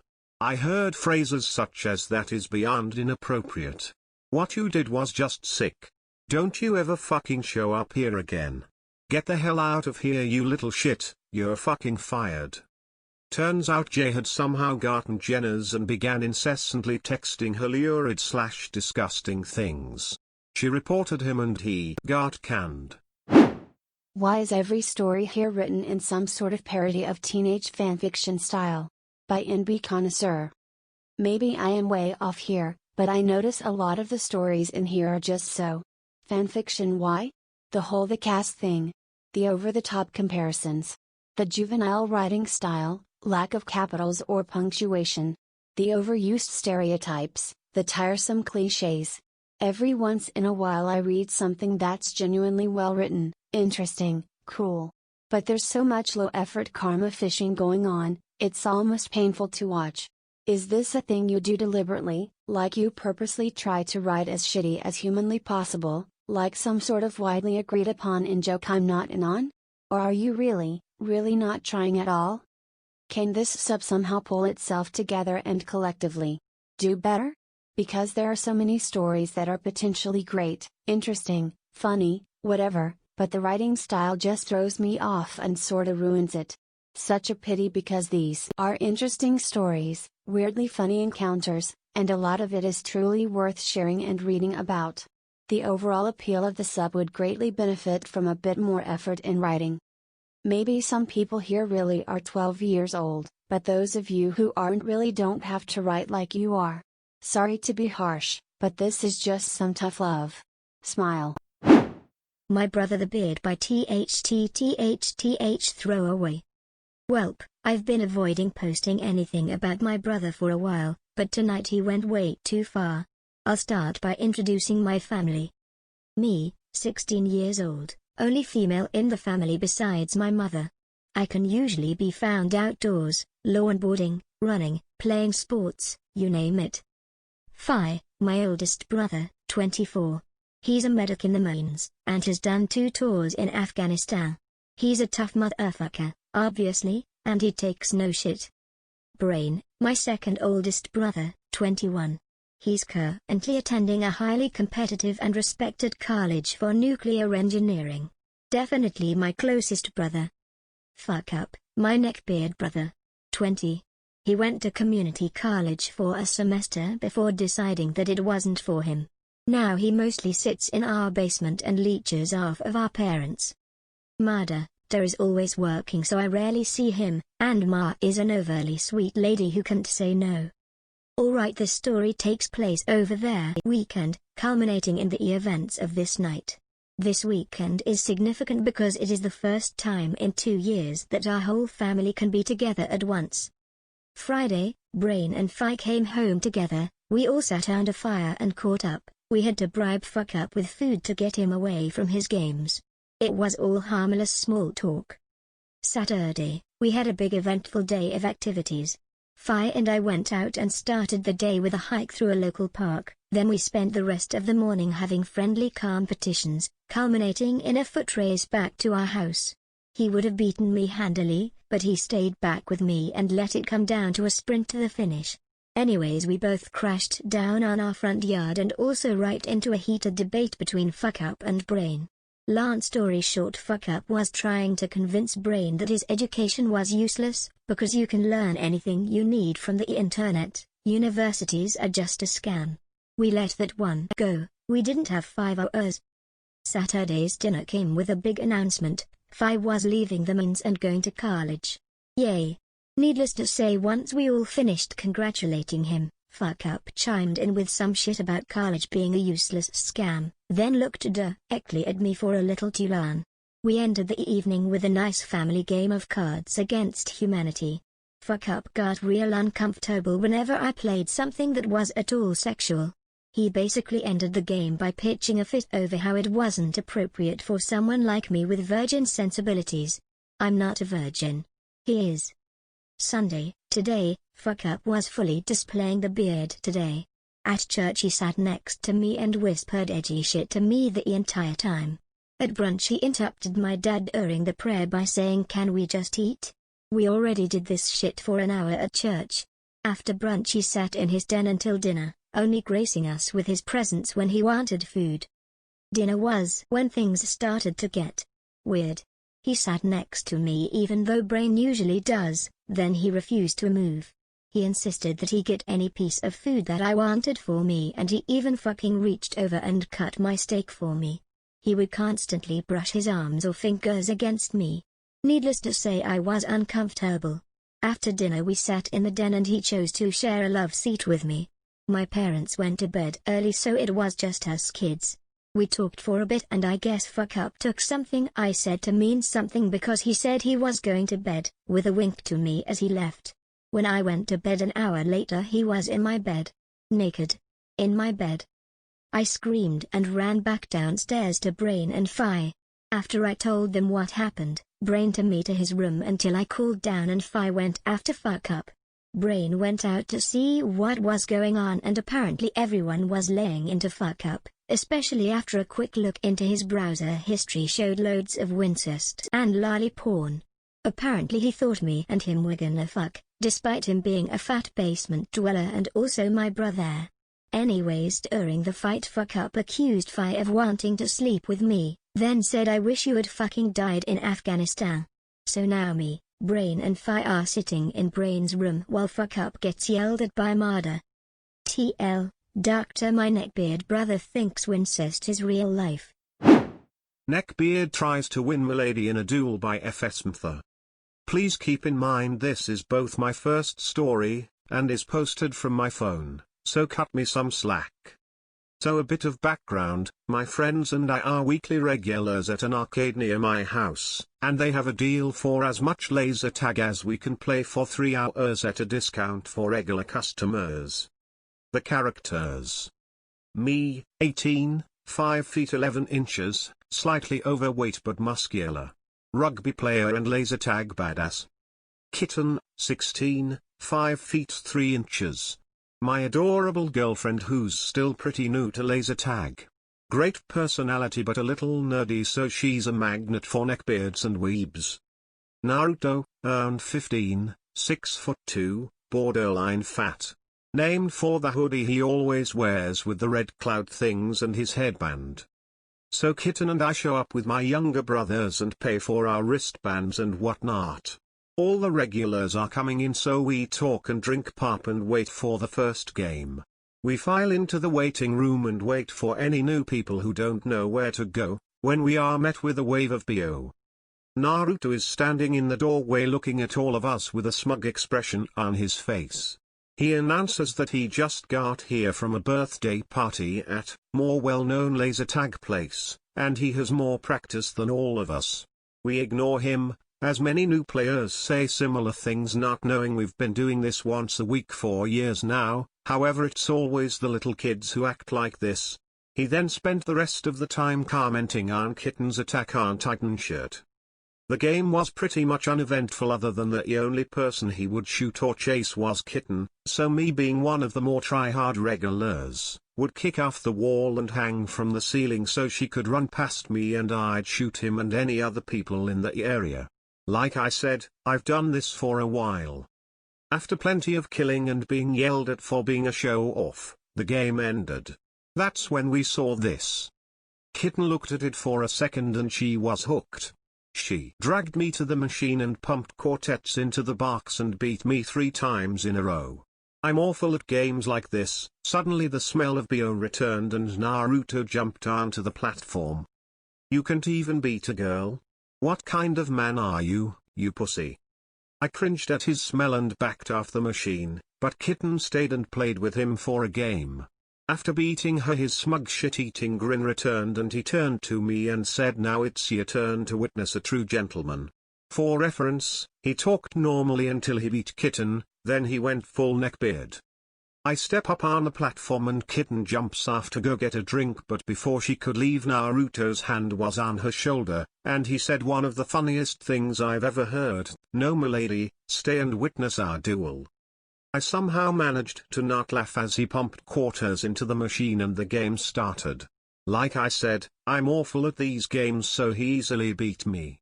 He then stood up triumphantly and turned to Kitten with sweat running down his face, and wrapped his arm around her and started to walk away. Shocked, I can do nothing but yell, "What the fuck?" And Kitten just stood there, looking like she didn't know what just happened. "I have bested you, so she is now my prize," he said, smug as ever. At that moment, Kitten finally realized what was going on, ran over to me, confused whether to cry or laugh her ass off. Now smelling of BO, she yells out, "I'm pretty sure it doesn't work like that." Naruto, now confused as to why the lady he had just saved had betrayed him, begins to sputter and finally says, "This is because I'm fat, isn't it?" We walked away before anything else could be said. He didn't talk much for the rest of the night. TL, Doctor. Neckbeard thinks beating me at a game means he gets my girl. Why I hate using voice chat by byuntaengs. Hi guys, this is one of my many encounters with a Neckbeard. This one encounter all started on GTA Online. So usually I play GTA with my friends over Skype because I'm antisocial and hate playing with strangers, but on this day none of my friends were free and I wanted to play just because I had nothing better to do. I joined a random heist and while in the lobby I got a message and I was asked to switch voice chat on so the team was able to communicate better. To which I complied. Most of the guys seemed nice enough. It looked like some of them were friends who needed some extra players. Unlike other times I played with strangers, they didn't seem to really care that I was a girl apart from one guy. The Neckbeard that this story is about. You may be wondering how I knew he was a Neckbeard without seeing his face, but just the way he talked to me I knew. TBH, I saw red flags as soon as I saw his username, which I won't reveal, but was something like Lone Wolf 123. So we'll call him Lone Wolf. Now I can't remember the plot of the heist entirely, but we had to break into this farm and steal some cars while shooting the gang members who owned these said cars. While we were in the car heading to where the mission was, we just kinda talked a bunch of shit. It was fun. Until Lone Wolf insisted that we had to strategize. He kept insisting that I stayed in the back so I don't get shot and that the rest of the guys must protect me at all costs. To this I simply replied that I didn't need protecting and that I can handle myself fine, but he still kept yammering on about how the gentleman should always protect a lady no matter what. When the shooting began I paid no attention to Lone Wolf and just went wherever I wanted and shot anyone I could, but Lone Wolf kept on moving in front of me and kept on saying stuff like, "I'm here to protect you." Ugh. Girl please. One of the other guys, we're gonna call him Chad, stuck up for me and said that I could handle myself just fine and that he should focus on the mission instead of protecting me, to which Lone Wolf went on a rant about how a true gentleman should behave, and he accused Chad of being one of those guys that has no respect for women and just wants to see their tits. To this, Chad was like, "WTF," but I insisted that we just dropped it and continued the mission.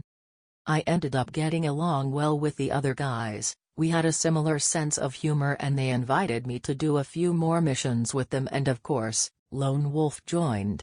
The more we played, the more Lone Wolf began talking about anime and Vocaloid, singing anime robots. To those who don't know, he kept telling us that we need to watch anime, and I made the mistake of telling him that I used to watch loads of anime a few years ago. After I told him, he repeatedly asked me 1,000,001 questions about what anime I watched, to which I replied basic ones like DRRR, FMA, etc., to which he replied saying, wouldn't a girl want to watch cute animes like, insert anime about schoolgirls here. He then recommended me a bunch of animes that all seemed like the standard anime that a neckbeard would like, you know, those ones with schoolgirls with a bunch of panty shots and the girls making obscene noises like kya. I politely declined and said that I wasn't into anime and that I'd rather stick with being a K-pop fan. He replied, and I quote, "Oh please, Japanese girls and anime are way better than those pretty boys who dance around in shiny clothes, and the girls don't respect themselves like the Japanese do. They act like thoughts." Girl. I got so triggered. I can't even recite what I replied because I went off one defending my fave girl groups, Twice and Taeyeon 33, and at this point the rest of the guys listening to this conversation were trying to contain their laughter at my frustration to this point. In the end he said, "I'm sorry that your Korean girls are just inferior to the Japanese cuties, it's just facts. But I'm sorry I offended you, miss. If I could IRL through text, I would." After a while I had to go, and because I liked the other guys I told them that I would add them on Snapchat, and of course Lone Wolf insisted I added him too. A few hours later I got a notification from Lone Wolf, his Snap name being the same as his screen name, and oh my god. I opened the picture to see a selfie of the greasiest neckbeard I have ever seen. Though lacking a fedora, it's all about the inner fedora. He had slicked back, dirty-looking hair into a ponytail, horrible-looking skin, like it looked like it had never been washed, and a black shirt with a wolf howling into the moon. In the background I saw an anime body pillow and a very messy room. Though it was quite dark, I saw shit all over his bed and disgusting anime posters all over his room. Now I feel bad about this, but I screenshotted it and sent it to the group chat that was made with the other guys, and they were, of course, dead, and they were the ones who suggested I submit my story to this thread. Lone Wolf kept demanding to see a picture of me, so I just sent him a selfie I took the other day, and I'm not gonna lie or be humble, I'm pretty, so I knew that this was not gonna end well. He began to call me a goddess and said that I looked like the brunette Sleeping Beauty. To top it all off, he said it's a shame you don't like anime and J-pop, otherwise you would be the perfect woman for me. After he said that, he quickly got blocked as I had enough, and when I go on online I pray that I don't end up on the same server as him. And that's the end of my story of Lone Wolf the Neckbeard. I've had a couple of encounters with different neckbeards, so I might post some more stories soon. Edited and fixed a few misspellings. Sorry about my bad grammar, English is my first language, I'm just lazy 3. Legbeard broke my vein and punctured a nerve by _typhoid_Mary. Hello friends. I recently wrote about a Legbeard named Naruto in my phlebotomy class. Well, I have an update. She had missed pretty much all of last class, so me and the other girls practiced sticking each other's arms and doing finger pricks. We all did super well. Naruto walked in when we were getting ready to leave, acting like she was hot shit. Now she doesn't have a physical, and so she isn't allowed to stick us and we aren't allowed to stick her. Okay, so today she caught up slightly and was allowed to stick a practice arm. First warning sign, she didn't close the safety on the needle and didn't stick it all the way into the sharp spin, so there was a fucking unsheathed needle sticking out of the bin. She was yelled at and told to stop until the instructor could help her. Instructor was helping me and the other girls who actually came to class on time. Naruto threw a fit. She starts talking to the instructor. Naruto has to write the time down on a sheet. She says okay, it's 3 o'clock. I say actually it would be 1500 because we use military time. This bit goes, I was taking to the instructor, not you. Lamau okay bitch, sorry you missed the last classes and always show up late so you don't know what you're talking about. Anyways. She continues practicing on the dummy arm. Come 1600 hours the instructor says she can do one stick on us. Now. I have the easiest veins to locate. The other two girls have decent veins. But I have this one big worm of a vein going down my right arm because I use it to jerk off. I volunteer to be the pin cushion for this girl. It's a class requirement that we let other classmates stick us for a participation grade. The other two girls leave because Naruto insisted on not having an audience. Okay, whatever. Instructor is there. Fine. She screws up by not wearing gloves when she sets up the equipment. Had to redo it. Naruto is obviously pissed off. Looks for a vein on my left arm? I'd cry. There were plenty of holes in my right arm to just stick right above and hit the vein. But whatever, this is her stick. If she feels a vein in my left arm, I need to trust that she does. Okay, she gets the steps right leading up to the sticking. Her tourniquet is a bit too tight, but whatever, okay. So. Now. If you've ever gotten blood work done and you have regular/small sized arms, you know the needle tip, or bevel if you wanna be technical, only goes a few millimeters under the skin. We use 1.5-inch needles. Fucking shoves the needles halfway into my arm. The instructor rips her arm back and the needle is left in my arm.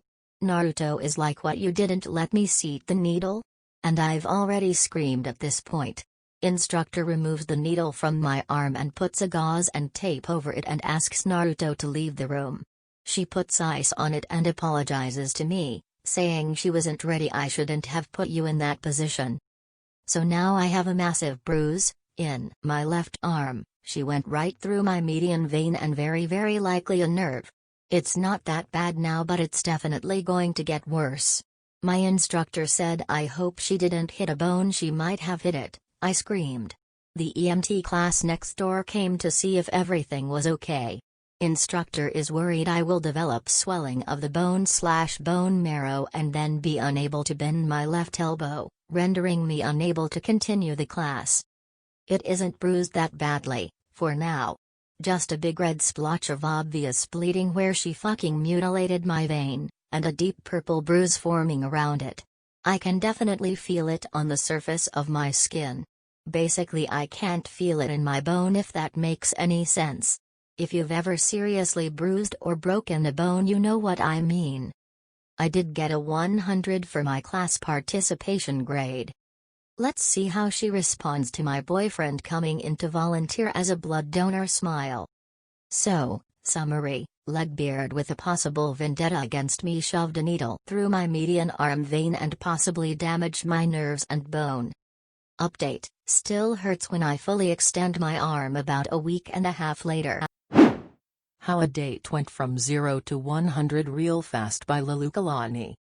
I met this guy on Tinder and his profile seemed innocent enough. Said he liked nature, hiking, games, TV shows and movies. Things like that. His pictures were pretty normal as well, and he looked like a nice, fun guy. He was tall, a little lanky, had long light brown hair and a beard. Nothing crazy. We talked for about a month, seemed to have a lot in common and decided to finally meet up for a date. I tell him I'll wait for him outside a restaurant to make it easier since the parking lot to my complex is a bitch to get in. I'm waiting and I hear this voice next to me chime in, "Your hair is as beautiful as the sunset." It doesn't register to me that those words were directed to me until I turn my head and see him standing there. Now, he looked pretty similar to his pictures, but somehow more scraggly, more unkempt, more as though he had been blown through a tornado. His hair was frizzy and all over the place. His beard was like a sad yard that hadn't had a groundskeeper in years. His teeth stained and yellowed and eyes the size of dinner plates. His only saving grace was that he didn't stink. I stand up and question him, not quite believing what I've heard. "Excuse me?" He repeats himself. My hair at the time was bright fucking purple. The sunset was, oh, I don't know, orange. I asked if he was colorblind. The answer was no. He leads me to his car, all the while he's complimenting me up and down. I'm flattered, really, but calm your tits. We get in and he just lets out the gnarliest burp I think I've ever heard. Excuse me, I burp when I get nervous. I excuse it and don't let it bother me. I asked him where we are going and he ends up taking me to a coffee shop. Alright, coffee, cool. I can deal with that. Heading towards the shop, I'm quickly regretting my decision and tell him that I can't be out late as I've got work in the morning. He says he understands and we head inside, grab a seat, grab some coffee and sit down. Now it starts getting really weird and I start questioning why I didn't just up and walk away. He starts telling me how he wishes I didn't shave, all the while burping after nearly every sentence that comes out of his mouth. He describes how he likes an unkempt pussy and hairy legs and armpits. I just stare and I have no idea how to reply. I look around, wondering what the hell the people around us are thinking and I try and change the subject. He asks if he can hold my hands, grabs them and says if he stares into my eyes he'll be able to really know me and that he can already tell we're soulmates just from the moment he laid his eyes on me. So he proceeds to just stare at me, unblinking, for what felt like eternity. I crack a very nervous laugh, pull my shaky hands away and ask him exactly why he believes that. He rambles on about his beliefs and to be honest, I can't remember anything he told me. Not after the hairy pussy comment and cosmic soulmate thing. I tell him that I'm finished and ready to go home now. We had arranged earlier that he would drop me off at the restaurant again after the date. We pack up and leave, get into the car and I suppose he thought home meant his house. We actually live very close to each other, unbeknownst to him, so I didn't realize he was heading the wrong way until the last second. I blurt out, "Wait, where are we going?" And he replies a date must end with a home-cooked meal. No, dude, it doesn't. I again tell him I need to leave early, I have work, blah blah blah and he pleads to just let him cook me dinner, to treat me like a princess, that I deserve it for being wonderful and that it won't take but an hour. I give up. It's free food, whatever, and I have a weapon in my bag if he pulls anything. We head inside his house and I am so thankful my house was within walking distance. He introduces me to his cat, who becomes my saving grace throughout the night and he begins cooking and singing. Apparently he's a master rapper. He blares rap music and starts singing along to it as he cooks and I'm holding on to this cat for dear life. I find little things to do like feed his cat dinner or brush his cat or play with his cat. As I'm cleaning up after feeding the cat, he again asks if I would stop shaving for him, that it would make him the happiest man in the world and that I would like it more if I stopped shaving. I laugh awkwardly again and tell him no, I kind of like having smooth legs and armpits and such. He sighs, tells me that I don't know what I'm missing and I'm conforming too much of what society wants women to be and feel. Shrugs and holds his hand out to me and asks for a dance. I'm not sure what he saw, but the look on my face was pure confusion. How the hell was he expecting to dance to the music he was listening to, especially after a comment like that? I shake my head, motion to the cat who I quickly scoop up in my arms and say already have a partner, and start dancing with the cat. Eventually dinner is ready. He sets everything up and we eat while watching Rick and Morty. I try and enjoy the show until he scoots unreasonably close to me and rests his head on my shoulder. I can't move any further away from him or I'd fall off the couch or hit the wall, so I just ignore it and eat. Fast. Really fast.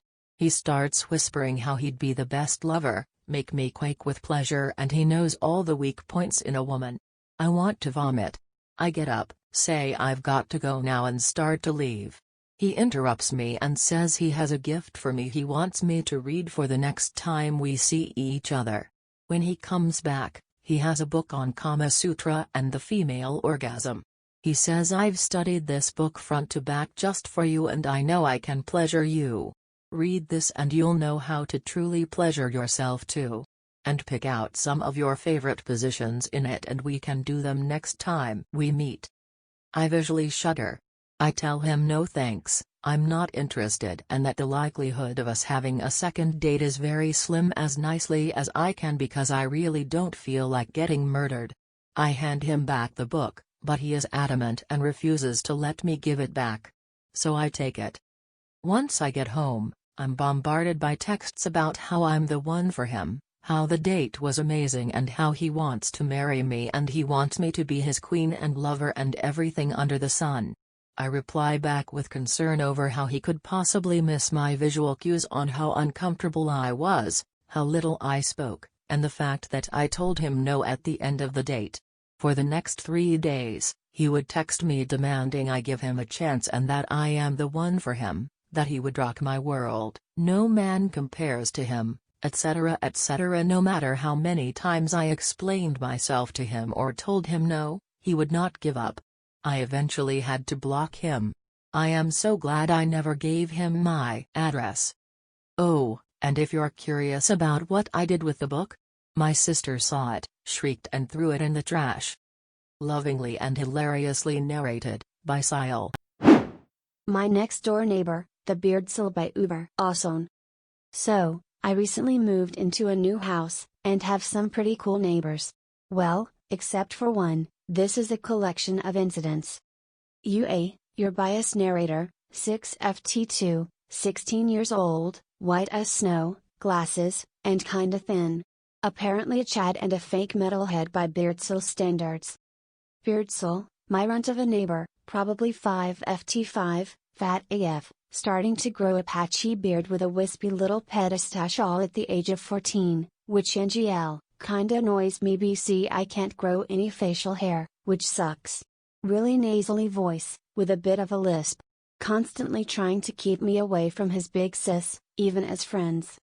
Bat Villain, Beardcel's big sister, 17 years old, 6FT1, actually hot. Like, I'm honestly surprised she's related to Beardcel in the slightest. Named as such BC her dad named her after one of Batman's rogues. Probably a lesbian, so if any of you are already expecting a romantic end, it's probably not happening. She mentioned having been recently dumped by a girl a week before Valentine's frown. So to start with, on my first day at the new place, my parents have gone out to get some light bulbs, and my brother's asleep in his room, so I figured I'd introduce myself to my new neighbors BC they looked around my age, and I like making friends. Right off the bat, something ABT this kid isn't sitting right with me. He's wearing really baggy black cargo shorts, a black Death Note tee that hugs his sides a bit too tightly, you could actually see his fat rolls folding in. He's also wearing fingerless gloves with skeleton hands on the back, but there's no fedora. But as this sub has taught me, it's not the fedora on the outside, it's the fedora on the inside, their fedora. He's out on his front porch looking through some kind of card binder, I'd what it was, IGF. Hi I say, blissfully unaware of the trap I may be to get myself into. His first words? Not SMTH normal like hi or yo, but he says humph, I bet I know more ABT that bend than you, I was wearing a Slipknot shirt. His breath, his fucking breath.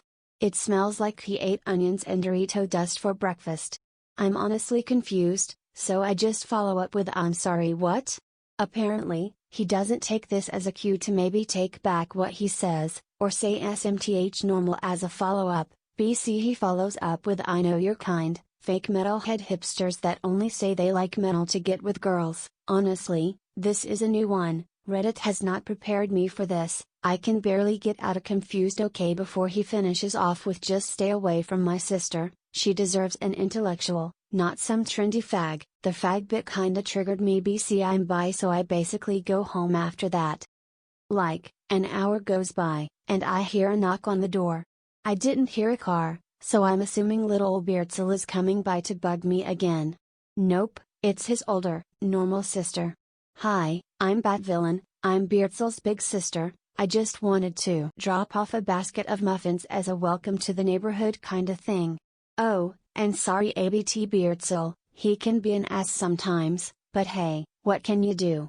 I'll skip the conversation we had BC. It isn't relevant to the story, except for one minor thing Batvillain says to me after I ask her what's Beardcel's deal? Her reply honestly kinda made me respect Beardcel a little bit. Oh, he just wants to keep me safe and all that. I don't really need him to always be there, but it's sweet that he wants to look out for me. End of day 1. Day 2. It's Monday, I'm tired as hell, and as soon as I get home from school, I have to help move furniture into the house.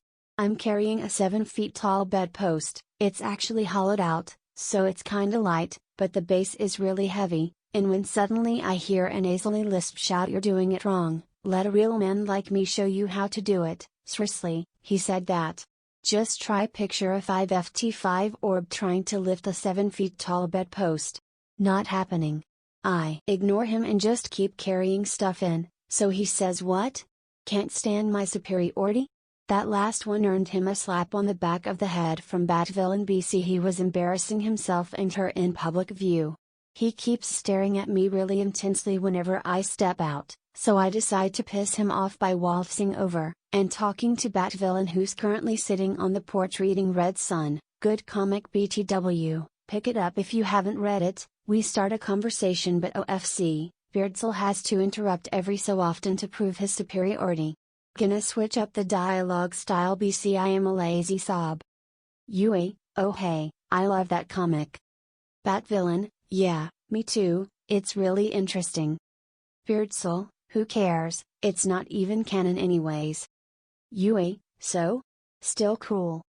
Beardcel, oh whatever, you'll say anything to get into her pants. Batvillain, oh shut up you little brat, he's the one that started the conversation. Piss off and leave us alone. I don't need you looking out for me, I can make my own choices. Beardcel, no you can't, I need to protect you, you're just a slave to your hormones. I wanna say SMTH awesome followed, but Batvillain just said you fucking beta and stormed off into her house. Beardcel blames me, says SMTH like this is your fault you cuck, and heads inside. I just go home. End of day 2. Tuesday is slow. I go home, and see Beardcel playing cards on his porch with some other kid. I really don't care, so I go inside and chill. Beardcel must have lost though, BC all the way from upstairs, I heard him yell no fair. That card is too up. A sore loser, who would have guessed? Everyone, literally anybody that knows what a neckbeard is. This however, is the day I realize that my balcony is actually connected to Batvillain's balcony, so we start talking at night, and hatch a genius plan to drive Beardcel insane. End of day 3. Wednesday, time to start the plan. I go home, and Beardcel is there waiting for me. OBTW, if any of you are wondering where my parents are during all this, they're off working, and I have a driver to take me home. But any woozles, I step out the car, and just like clockwork, he trots over to me, looks me dead in the eye and says, "Stay the fuck away from my sister, I went through your FB, and you're not a fake metalhead, I'll give you that," and this is where it gets really cringy. You ready? OFC you are, let's go, but you are worse, you're an abusive Chad jock. Cue the sirens, it's an incel in the wild. Now, interpret what he's trying to say, so I make the mistake of asking him WTF he just said. I saw your photos. Running marathons, for charity you little shit, martial arts, lol, I thought you did martial arts Beardy, but whatever, I bet you didn't even write that poem yourself. Oh hell nah, you did not diss my work, the only thing saving him from my foot in his ass is his big sister running over and fawning all over me. This is phase 1 of our plan, get Batvillain to act insanely flirty whenever Beardcel could see us just to rustle his jimmies. After ABT 10 minutes of really cheesy shit, Beardcel leaves, and probably makes a post on 4chan ABT his big sister being a slut for a Chad. End of day 4. Thursday we pull out the big guns. I'd quite, but apparently Batvillain's mom had some Victoria's Secret bags lying around. Okay, maybe I can guess why, so I have her do 2 things. 1, fill the bags and lay them out on her bed and take a photo and make sure Beardcel sees her doing it. 2, put the now empty bags in the trash in full view of Beardcel. This apparently works. BC Batvillain texts me to let me know that Beardcel came into her room and insisted on looking through her closet, and after being denied, gave her a lecture on the dangers of sleeping around. End of day 5. Friday, Saturday, and Sunday are basically one continuous flow. BC weekends. On Friday, I have a really cheap pizza dinner on the balcony with Batvillain. I have the pizza delivered to Batvillain, and when Beardcel inevitably asks for some, she replies, "Nope, sorry, this is for me and you, eh?" Then she heads to her room, steps on the balcony, and locks it. Beardcel actually starts knocking on the balcony begging her to reconsider the mistake you're making. He's a Chad, he'll beat you, you deserve someone like me, low-key. Is anyone else getting a Freudian vibe from this dude? We finish the pizza, and she goes back in. Saturday, I spend an hour in Batvillain's living room reading comics with her, and using my shittiest pickup lines. Stuff like, "This artwork is good, but I prefer the masterpiece in front of me." Beardcel actually throws an empty Coke can at my head after this, so I decided to leave. BC I don't wanna escalate it yet. Sunday, I just run through a sprinkler to look all sweaty, then when Beardcel comes out, I text Batvillain to run over with a towel and act all starry-eyed and dumb. This works, and Beardcel comes over, yanks the towel away from his sister, and stomps on the towel. Perfect. End of weekend. Monday and Tuesday are quiet days that put Beardcel into a false sense of security leading up to Wednesday. Now, that is Wednesday? Valentine's Day, aka International Bone Day, and coincidentally enough, the opening night of Black Panther. We live in Indonesia, sometimes we get movies earlier. Now, Beardcel of course is gonna go see Black Panther, while his parents head out to dinner, which leaves Batvillain at home by herself. His movie starts at 7:30, so at 7:15, I get to Batvillain's house to enact the final phase of our plan. The wrestling. What we do is, we both get on her bed and pull the blanket up to our necks so it sorta looks like we're naked, then we ruffle up our hair a bit to sell the illusion. And at 7:20, right before the theater opens up and he can go get a good seat, Batvillain takes a selfie of us with messy hair lying down in her bed and snaps it to him with the words, "Thanks for letting me have the house to myself, little bro." 7:20, snap sent. 7:21, snap opened. What follows is a bunch of angry messages that are honestly the usual, minus a few highlights. How could you do this? After I spent so much time defending you. Make sure he stays, I wanna have words with him. WTF, you're such a slut, you slept with a Chad jock. Tell that beta that the alpha is on his way. Eventually he calls, and Batvillain passes the phone to me. Now, this may have been taking it too far, but I say, "Hey man, thanks for leaving the house," and hang up. I make my way back to my balcony, and play the waiting game. He's taking a Grab to get home, which is like, the Indonesian Uber, so that might take a while. Eventually, he gets home, and I can see he dressed in all black with the exception of a beige trench coat. His face is red, and he's clutching a fedora like his life depended on it. I wasn't around for this next bit, so this is all as described to me by Batvillain, so I'm trusting her to get this right. Now, since I left their house by crossing the balconies, he is really confused when their maid says that Batvillain's been in her room for the past hour, and no one came through the front door. When he gets upstairs, he's yelling and is probably in shock when he notices the bed is still neat and made, and there's no evidence of any frick-fracking. No condom wrappers, no Victoria's Secret stuff lying around, not even a loose sock. Eventually, after standing there red-faced and mouth open for a few minutes, he lectures her for worrying him and making him miss Black Panther. TL Drive, Necky Incel rustles my jimmies, I make him think I rustled his sister, and miss Black Panther. I am an evil genius. Update, a sequel. Edit, I forgot to say, there's probably more to come, so if you want more, let me know. Edit 2, words and shit. Strip Club Neckbeard by random_expletive. So I'm one of those gals who gets their titties out for money. Not gonna lie, it's a pretty hard job and we get all sorts of people through who are less than savory. Last night, however, we had the ultimate neckbeard come through, who not only made my life difficult, but managed to piss off every single person in the club by being a loud, obnoxious asshole. This neckbeard fellow had everything going for him. Very overweight, sweaty, fedora adorned. You are not allowed to wear a hat in our club, but he refused multiple times to take it off. Very touchy with the girls, which is a no-no. Gross orange pube beard and incredibly loud and boisterous. He started off okay, hanging out with a friend and drinking quietly. I went over to approach this man we will call stingy, because hint he refused to spend money on the girls, and I did my sales pitch. Basically I smile a lot, say hello and offer them either a private dance, or sell them what are essentially raffle tickets and an opportunity to win a lap dance. He scoffed at me, and said, "I don't need to spend money to see pussy, I get enough of it on my own." I shook this off as just another asshole and went on my way.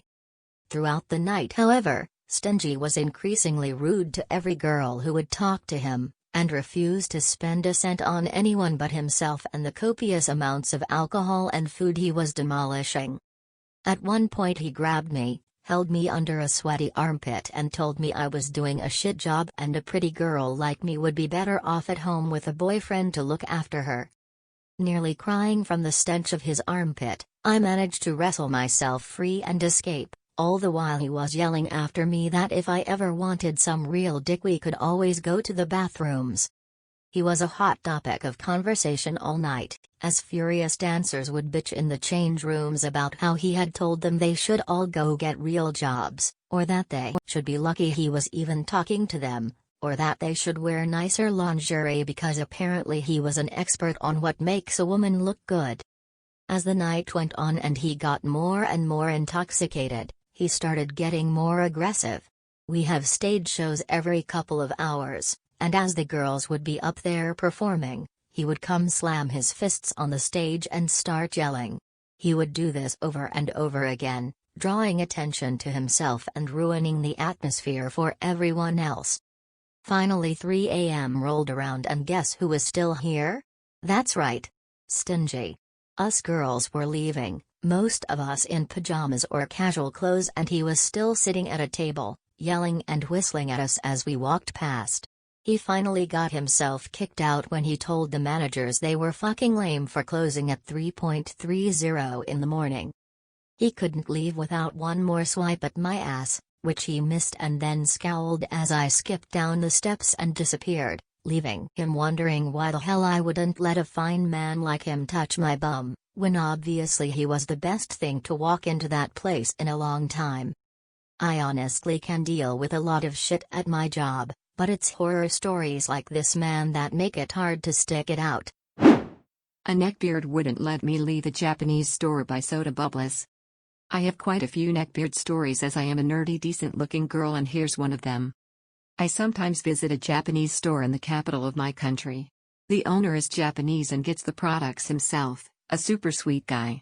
It's small and has a lot of anime stuff like figurines and posters. Also a lot of Japanese sweets. I like going there because I love anime, the sweets and the owner. I was visiting the capital, so I decided to go there again. The owner contacted me about a figurine they had gotten that I had asked about. Once I got there, I straight went to see the figurine. That's when someone entered the store. He looked quite normal, a skinny dude with long greasy hair. He smelled a bit weird but not awful. Definitely a smell that I could notice the whole time though. That's when he noticed me and came up to me. Our dear Beard said to me, "Hi, you like anime too?" And I answered yes, and I was actually getting this expensive Raptalia figurine. He got a bit excited and started asking my favorite animes and such. I didn't think anything of it at first because he seemed like he just wanted a friend. After talking a while about useless things, he started to compliment me with calling me kawaii, innocent, sweetie, hot or beautiful. I told him not to because I was not comfortable with it. He didn't care. That's when he asked me if I wanted to go on a date with him right at that moment. I kindly said no thank you and told him that I had to leave. I put the figurine back and tried to leave. He kept blocking the door and trying to hug me while saying that I can't just leave him and I should at least give him my Snapchat. He said that he deserved it as I had been so nice to him and leading him on. I said no and that I really had to go, but he didn't let me. He was clearly starting to get annoyed at me. It did scare me a bit. Thank God for my Lord and Savior, the store owner. He ran the store alone, but he was getting something from the back while this was going on. He doesn't speak my native language and has poor English skills, but he started yelling at the beard to go out and leave angrily. The beard fought back for a moment but finally left. I thanked the owner and ended up buying the figurine and some other stuff. Used well over 300 that day, haha. The owner deserved it though. This wasn't as bad as some other stories, but I definitely think it belongs here. I have a few other stories if anyone's interested. I also have one story on Tales of Neckbeards, but it's pretty deep and dark, so if you're gonna read it, be prepared to get angry. Thank you for reading. 40-year-old Neckbeard hit on 14-year-old me by yaboiborkborf. Okay, so I'm just assuming that the Neckbeard in this story is 40 because he looked like he was. I'm not 100% sure.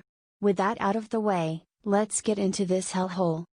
I was at a RV convention with my parents and younger sister. I was 14 at the time and still in 8th grade. I was walking with my parents until I saw some display that I can't remember now. I think it was a campground model. I asked my mom if I could check it out and she said yes, so I headed over to it by myself. I was looking at this display when I felt eyes on me. I whipped my head around only to see a man behind me. He was tall, fat, had a greasy beard, and a buzz cut.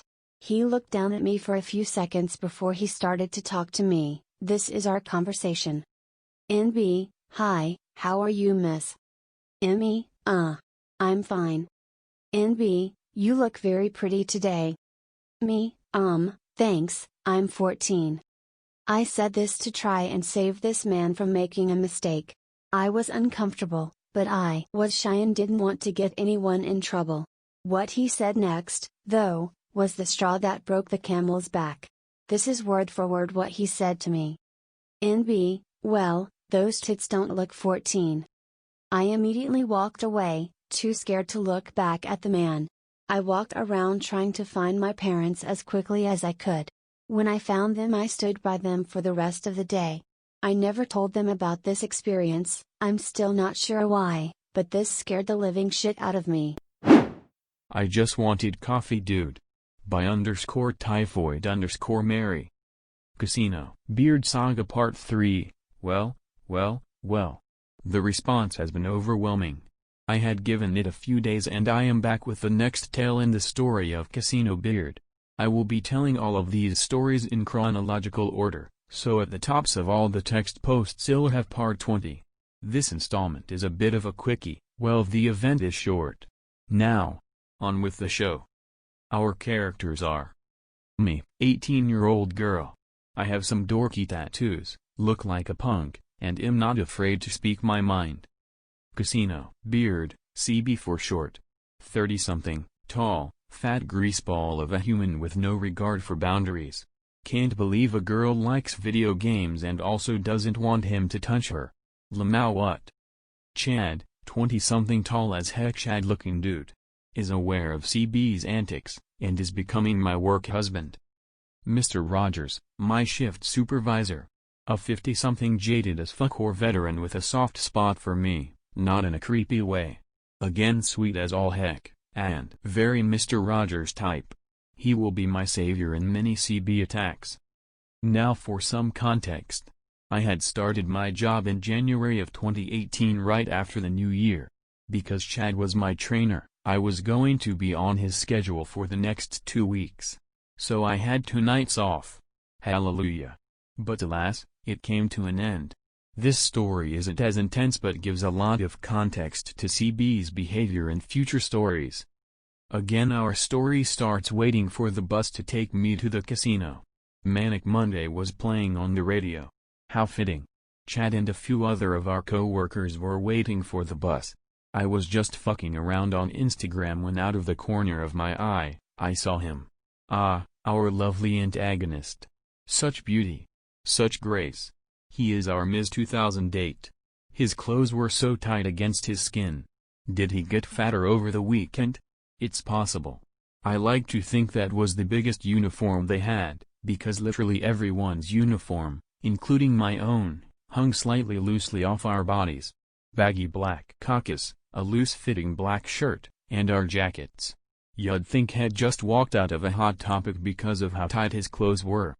The bus rolled up before he got a chance to catch up. I was sat at the back of the bus next to Chad in the wall. The bus ride was normal. Got off and took the long walk to the security area and clocked in. This story takes place totally before work, again. So while you're reading this, just remember I had an 8-hour shift afterwards. "Good evening," he said. CB was standing behind me at the kiosk. I had just swiped my employee badge and was ready to book it for the cafeteria for a coffee. It was 11:30. So I had 15 minutes to kill. I would quickly learn that this was, in fact, not good. I ignored him and swiftly made my way from between him and the kiosk to the cafeteria. It was small with a peds coffee inside. I hustled over and asked for a small, black with an espresso shot. For being a woman of such taste, I didn't think you'd take it black. Fuck. Did he follow me? Wait. Was that racist? Was that an actual comment on race or just coffee? If it were anybody else I'd think it were about coffee. Holy hell. Adding sugar is a great way to drink your calories, I mumbled. Now, my mom lost about 100 pounds when I was a child, and she instilled all her healthful ways into me. And a big thing was not to drink calories, especially without nutrition. So I stay away from sodas and juices and heavily sugared coffees. And I spent a lot of time studying nutrition, and I even worked as a dietary assistant for a while. So I know a thing or two on how our bodies function. I love a woman who cares about her body, he smiled creepily, pouring easily like 1/5 of a cup of sugar into his coffee. He had a fistful of those little single-serving hazelnut creamers. I was starting to see why he was so fat. I love a man who takes care of his, I said, with an obvious look of disgust on my face. You could see his whole body tense up. The gears were turning in his head. Steam was starting to come out his ears. There was a hot wash of red coming over his face. Well, it's the lady's job to stay fit so she can raise kids. Men don't have that kind of standard, he said. Little flecks of spit came off the tip of his tongue while he spoke. Good lord, all right guys, we have a traditional man over here. Okay, and I said something I definitely shouldn't have, because it would have prevented the rest of the conversation. But I seized my opportunity. And I took it. And it still feels great. In my world it's also a man's job to be able to fuck me missionary without crushing me. I just really wanted this dude to know his weight was a huge fucking turn off and he had to leave me alone. Oh, so you'd never be on top of your husband? That's fucking deplorable, he hissed. His face was still red. His knees weak, arms were heavy. Little beads of sweat glistened on his forehead. Only if my husband can return the favor, I hissed, moving as quickly as I could back to the security area. God. That felt so good. I got a quick glimpse at his face. His stupid jaw was open and his nasty teeth were out. His brow was furrowed to a perfect V on his forehead. His sparse unibrow hairs did their best to be center of attention of his gross, acne-ridden forehead. Oof, I felt so powerful. I walked back out where Chad and Mr. Rogers were standing. They looked visibly concerned. CB was in there. You good? Chad asked. Yeah, I might. Hopefully he'll leave me alone for the rest of the night. I smiled from behind my coffee. I don't know. Just pointing out to a fat slimy bastard that no girl would ever ride him and he could never properly fuck a girl was powerful to me. Was he a virgin? Probably. Is he lurking on this sub? I hope to fuck he is. This normally happens when girls sign up, Mr. Rogers sighed. God, this has happened before. Hopefully he'll get bored of you. We can pray, I smiled. I felt better now that CB knows fully well I will put him in his place. Unfortunately, this wouldn't stop him in the future. This is easily the most gentile encounter I've ever had, and it was basically about CB thinking I was staying in shape for a man. Don't get me wrong, I was all up on that Tinder game. But it wasn't for him.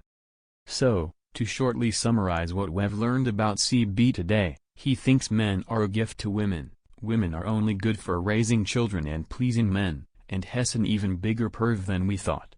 This will be relevant. As a spoiler, he uses "you're just a girl" many times. "Oh, I'm just a girl, oh little ol' me, now don't let me out of your sight" smile.